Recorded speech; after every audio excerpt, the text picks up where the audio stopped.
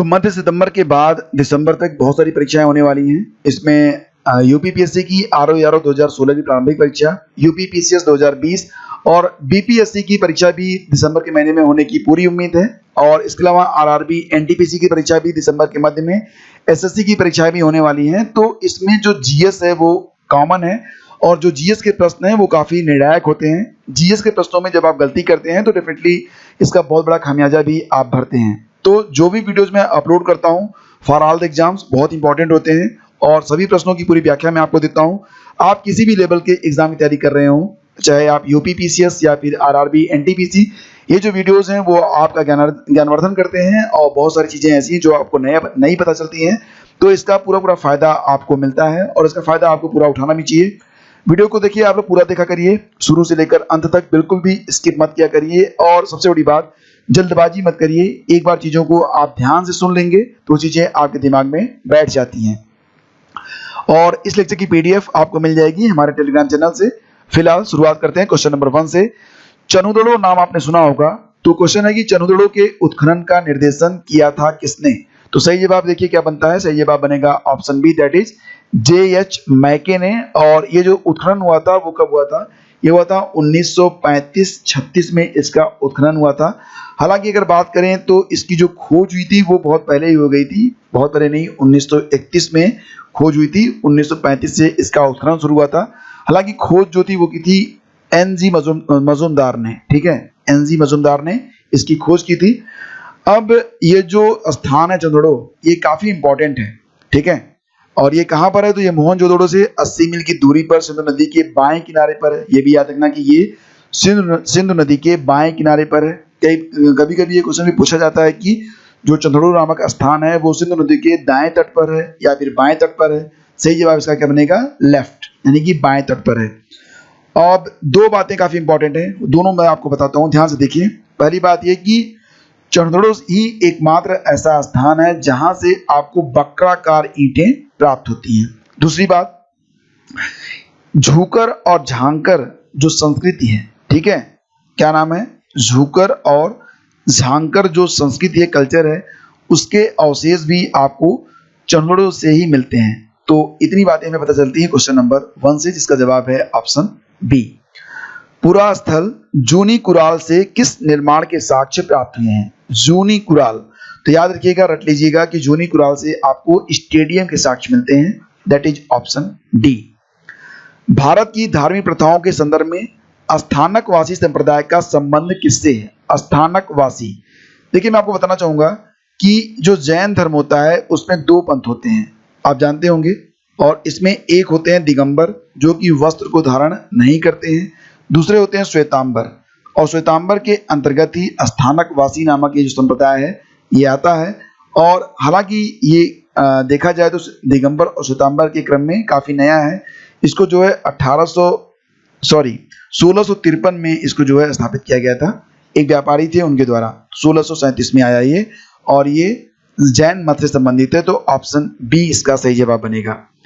भगवान बुद्ध के महापरिनिर्वाण के बाद पहली बौद्ध संगीत कहाँ पर हुई थी?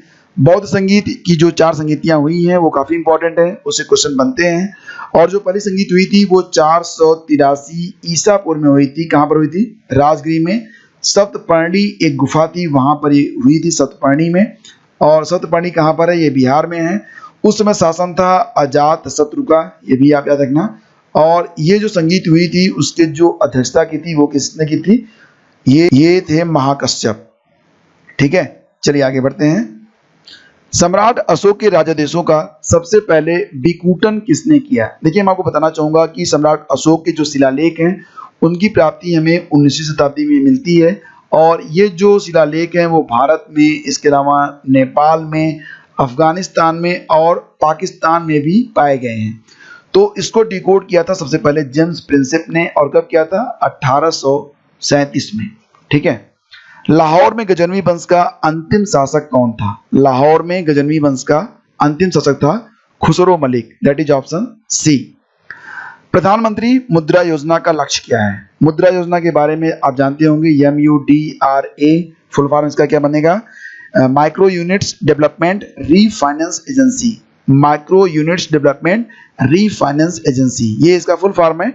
और इसका लक्ष्य क्या है? लघु उद्यमियों को औपचारिक वित्तीय प्रणाली में लाना। और इसको जो है मुद्रा योजना जो है ये सिडबी के सहयोग से चलाई जाती है, सिडबी, ठीक है। घाटे की वित्तीय अर्थव्यवस्था का अर्थव्यवस्था पर क्या प्रभाव पड़ता है? यानी कि ये जो आप कहेंगे इसको डेफिसिट फाइनेंसिंग, घाटे की वित्तीय अर्थव्यवस्था, इसको क्या कहते हैं आप? डेफिसिट फाइनेंसिंग का जो इकोनॉमी पर क्या प्रभाव पड़ता है? तो देखिए जो डेफिसिट फाइनेंसिंग होती है इसमें क्या होता है? मुद्रा की मात्रा बढ़ा दी जाती है, तो मुद्रा आपूर्ति में बढ़ोतरी होती है। और इसका एक नाम और भी है, कभी कभी पूछा जाता है कि हीनार्थ प्रबंधन से आप क्या समझते हैं? हीनार्थ प्रबंधन, तो इसका मतलब होता है, क्या मतलब होता है? डेफिसिट फाइनेंसिंग, यानी कि घाटे की वित्तीय व्यवस्था को हीनार्थ प्रबंधन भी कहा जाता है। माही सुरंधा ये किस फसल की प्रजाति है? माही सुरंधा, देखिए ये जो है एक धान की प्रजाति है, तो ऑप्शन ए इसका सही जवाब है। और जजिया कर किसके शासन में पुनः लगाया गया? तो जजिया कर की जो शुरुआत हुई थी वो कब हुई थी? तो देखिए जो जजिया कर था वो सबसे पहले 712 ईस्वी में मोहम्मद बिन कासिम ने सिंध पर लगाया था, मोहम्मद बिन कासिम ने। और इसको जो है बाद में सल्तनत काल के जितने भी शासक हुए उन्होंने इसे जारी रखा था। हालांकि अकबर ने इसे समाप्त कर दिया था। देखिए अकबर ने 1563 में तीर्थ यात्रा कर और 1564 में जजिया कर को समाप्त कर दिया था। लेकिन उसके बाद औरंगजेब ने इसे फिर से शुरू कर दिया। औरंगजेब एक बहुत ही मतलब कि कट्टर मुस्लिम शासक था और वो इस्लाम को बढ़ावा देने के लिए उसने एक जिहाद भी चलाया था और उसको क्या कहते हैं? दारुल इस्लाम, दारुल इस्लाम। देखिए दो बातें यहाँ पर होती हैं, एक दारुल इस्लाम, एक होता है दारुल हर्ब। दारुल हर्ब का क्या मतलब होता है? दारुल हर्ब का मतलब होता है कि वे देश जो इस्लामिक नहीं है उन्हें दारुल इस्लाम यानी कि इस्लामिक देशों में लाया जाना। तो औरंगजेब का जो जिहाद था वो दारुल इस्लाम के अंतर्गत था, यानी कि इस्लाम का अधिक से अधिक जो बढ़ावा करना ये औरंगजेब का उद्देश्य था। और इसीलिए मंदिरों के पुनर्निर्माण पर भी रोक लगा दी गई थी औरंगजेब के द्वारा, और जजिया कर की शुरुआत भी औरंगजेब ने ही की थी। तो ये काफी इंपॉर्टेंट है। और जजिया कर दोबारा से यानी कि अकबर के बाद दोबारा जब शुरू हुआ तो वो सन था 1979, 1679 में। 1857 में किसने इलाहाबाद को आपातकालीन मुख्यालय बनाया था? 1857, देखिए जब 1857 की क्रांति हुई थी तो उस समय गवर्नर जनरल कौन थे? लॉर्ड कैनिंग थे। तो यहाँ पर सही जवाब भी आपका यही है, लॉर्ड कैनिंग, ठीक है। तो ये आप याद रखना। और इलाहाबाद में जो विद्रोह हुआ, इलाहाबाद का जो विद्रोह हुआ था उसको लीड किया था लियाकत अली ने, ये आप याद रखना, लियाकत अली ने इलाहाबाद के विद्रोह को लीड किया था। और यहाँ पर जो विद्रोह हुआ था उसको समाप्त किया गया था किसके द्वारा? कर्नल नील के द्वारा, ठीक है। तो ये बात यहाँ पे याद रखना। और इलाहाबाद का जो विद्रोह था वो जून 1857 में शुरू हुआ था। किसने 1857 के विद्रोह को एक षड्यंत्र माना है? सही जवाब है सर जेम्स आउटरम और डब्ल्यू टेलर ने इसे एक षड्यंत्र माना है, ठीक है। तो ये भी आप याद रखना, काफी इंपॉर्टेंट है ये। और इसी के साथ आपको और भी बता दें कि सिपाही विद्रोह कहा है किसने? कभी कभी ये क्वेश्चन भी आता है कि 1857 के विद्रोह को सिपाही विद्रोह के नाम से कौन पुकारता है? तो सही जवाब बनेगा इसका क्या? सर जॉन सीले और लॉरेंस, सर जॉन सीले और लॉरेंस। और इसके अलावा सभ्यता व बर्बरता का संघर्ष कहा गया था टी.आर. होम्स के द्वारा। टी.आर. होम्स ने क्या कहा था? सभ्यता और बर्बरता का संघर्ष। और सर जॉन के और सर जॉन लॉरेंस ने क्या कहा था? सिपाही विद्रोह। तो ये सभी इंपॉर्टेंट है, इसको आप याद रखना।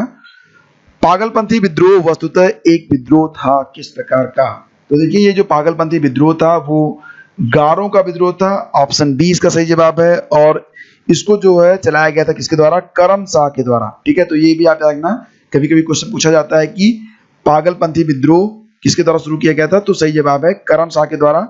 और ये जो विद्रोह था वो 1840 से लेकर 1850 तक गारो की पहाड़ियों पर जारी रहा और काफी संघर्ष किया गया था विद्रोहियों के द्वारा। देसी भाषा प्रेस अधिनियम वर्नाकुलर प्रेस एक्ट किस वर्ष पारित किया गया? तो सही जवाब है कितना होगा? 1878 में, 1878 में ये शुरू किया गया था। और इसे शुरू किया किसने किया था? तो इसे शुरू किया था, आप याद रखना कि शुरुआत की गई थी इसकी लॉर्ड लिटन के द्वारा। इस पर क्या किया गया था कि जो हिंदी अखबार थे और जो अंग्रेजी अखबार थे उसमें काफ़ी भेदभाव किया गया। जो सही खबरें थी यानी कि क्रांति की जो खबरें थी उनको दबाने का प्रयास किया गया। हालांकि आगे चलकर जब 1882 का वर्ष आया यानी कि 4 साल के बाद लॉर्ड रिपन ने इसे समाप्त कर दिया था। लॉर्ड रिपन ने, तो लिटन ने शुरू किया और रिपन ने इसे समाप्त किया था। वर्नाकुलर प्रेस एक्ट लागू हुआ 1878 में। बंबई त्रिमूर्ति के नाम से किन्हें जाना जाता है? बंबई त्रिमूर्ति, तो ये हैं फिरोज शाह मेहता, बदरुद्दीन तैयब जी और KT Telang, that is option C. निम्नलिखित में किसने 1906 के भारतीय राष्ट्रीय कांग्रेस के कलकत्ता अधिवेशन में दादा भाई नौरोजी के अध्यक्षीय भाषण को उनके बदले में पढ़ा था? और ये पढ़ा था ऑप्शन बी गोपाल कृष्ण गोखले ने, जी के गोखले ने। तो ये आप याद रखना। 1907 में कांग्रेस का विभाजन हो गया था नरम दल और गरम दल में। तो ये जो अधिवेशन था 1907 वाला, ये कहां पर हुआ था? सही जवाब इसका बनेगा ऑप्शन डी, सूरत में हुआ था ये। ठीक है, सूरत अधिवेशन। और एग्जैक्ट जो डेट है वो 26 दिसंबर है, 26 दिसंबर 1907। ठीक है, और अब आपको ये बताना है कि ये जो सूरत का अधिवेशन था 1907 वाला, इसके अध्यक्ष कौन थे? इसके अध्यक्ष कौन थे? गूगल परमिटेड, आप गूगल करके जवाब लिख सकते हैं, पता है तो डायरेक्टली लिखिए आप। ठीक है, वह कौन तिथि थी जब मुस्लिम लीग ने पाकिस्तान दिवस मनाया था? सही जवाब 23 मार्च 1943 को मुस्लिम लीग ने पाकिस्तान दिवस के रूप में मनाया था। तो ये काफी इंपॉर्टेंट है, ये भी आप याद रखेंगे। भारत का सर्वप्रथम राष्ट्रीय उद्यान निम्न में कौन सा है? यानी कि भारत में स्थापित सबसे पहला राष्ट्रीय उद्यान, नेशनल पार्क, निम्न में कौन सा है? सही जवाब है इसका ऑप्शन डी, कार्बेट राष्ट्रीय उद्यान, जो कि उत्तराखंड में स्थित है। एक्चुअली में इसकी जो स्थापना हुई थी वो बहुत पहले हुई थी, यानी कि कब हुई थी? 1936 में। 1936 में इसको नाम क्या दिया गया था? Hailey National Park, Hailey National Park. और उसके बाद 1957 में इसका नाम बदल के कर दिया गया कार्बेट राष्ट्रीय उद्यान। तो ये आप याद रखना। और ये वर्तमान में उत्तराखंड में स्थित है। ये भारत का सर्वप्रथम राष्ट्रीय उद्यान जाना जाता है। राष्ट्रीय पर्यावरण अभियांत्रिकी संस्थान, यानी कि इसको आप नीरी कहते हैं, NEERI। तो ये कहाँ पर स्थित है? ये फ्रेंड्स बहुत बार पूछा गया सवाल है, याद रखिएगा। सही जवाब इसका बनेगा नागपुर में। और इसको स्थापित किया गया था 1958 में, 1958 में। और आपको पता होगा कि DRDO की स्थापना भी कहाँ पर हुई थी? कब हुई थी? 1958 में ही हुई थी। आर कलाम कौन थे? आर कलाम ये कौन थे? तो देखिए ये बुद्ध के अध्यापक थे, सबसे पहले अध्यापक यही थे, बुद्ध के अध्यापक। तो ऑप्शन सी। शेख बहाउद्दीन जकारिया किस संप्रदाय के थे? सही जवाब है सुहरावर्दी संप्रदाय। देखिए जो सुहरावर्दी संप्रदाय के संत होते हैं ये राजकीय संरक्षण और धन संपत्ति को बहुत अधिक महत्व देते हैं। तो सही जवाब है इसका ऑप्शन ए। शेख बहाउद्दीन जकारिया जो हैं ये सुहरावर्दी संप्रदाय को मानते थे। किस मध्यकालीन शासक ने उद्घोषित किया था कि राजत्व ही बंधुत्व है और बंधुत्व ही राजत्व है? तो ये देखिए ये जो बात है वो बहलोल लोदी के द्वारा कही गई है, ऑप्शन डी। और औरंगजेब के द्वारा चलाए गए जिहाद का क्या अर्थ है? तो दैट इज दारुल इस्लाम। मैं आपको बता चुका हूं कि सभी जो दारुल हर्ब हैं यानी कि गैर इस्लामिक देश हैं उनको इस्लामिक कंट्रीज में बदलना ही औरंगजेब द्वारा चलाए गए जिहाद का अर्थ था। क्वेश्चन नंबर 25 पे आइए। निम्नलिखित में काल क्रमानुसार संयोजित कीजिए। अब ये जो घटनाएं हैं, मेरठ हत्याकांड, दिल्ली घोषणा, कानपुर पर अधिकार और मेरठ पर अधिकार, तो ये सारी जो बातें हैं वो 1857 से जुड़ी हुई हैं। ठीक है, 1857 की क्रांति। अब आइए आगे बढ़ते हैं। सबसे पहले मैं आपको बता दूं जो मेरठ का हत्याकांड हुआ ये हुआ था कब? 10 मई 1857 में शुरू हुआ। ठीक है, तो पहले स्थान पर क्या आ गया? पहला हो गया। उसके बाद फिर क्या होता है? फिर उसके बाद 10 मई 1857 को मेरठ हत्याकांड होता है। फिर मेरठ पर अधिकार कर लिया गया, यानी कि चौथा वाला जो है, एक के बाद 4 होगा। उसके बाद क्या हुआ? दिल्ली पर घोषणा की गई। तो दिल्ली घोषणा कब की गई? 12 मई को। ठीक है, तो ये हो गया फिर 2, उसके बाद आएगा 3। तो 1 4 2 3, 1 4 2 3 आपको देखना है। तो यहां पर है 1 4 2 3, दैट इज ऑप्शन ए। तो इस प्रकार से आपको इसको मैच करवाना था। तो फ्रेंड्स ये थे आज के 25 MCQs। हालांकि प्रश्नों की संख्या अगर आप जोड़ेंगे तो बहुत सारे प्रश्न बनते हैं, लेकिन अगर नंबरिंग देखेंगे तो ये 25 प्रश्न यहाँ पर आकर कंप्लीट हुए। Thank you so much for watching the video पसंद आया तो इसे लाइक और शेयर कर दीजिएगा। मिलेंगे हम आपसे अगले वीडियो में, तब तक के लिए जय हिंद, जय भारत।